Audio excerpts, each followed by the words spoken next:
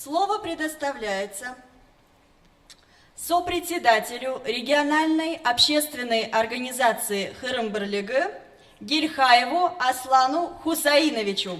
Прошу подготовиться к интимиру Мерова Энвера Айдеровича. Я родом из Чечни, я чеченец, живу в Москве, но по воле судьбы оказался вместе с вами.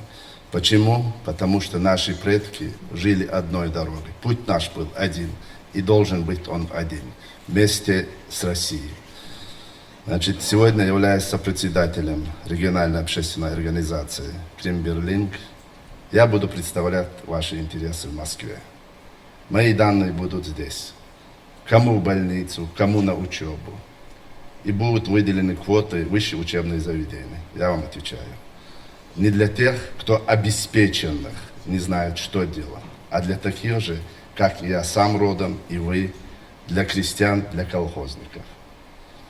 А сегодня, являясь здесь вместе с вами, я очень тронут и рад, что могу поделить и радость, и горе вместе с вами, и слушать ваши сердца, и доносить это до центра.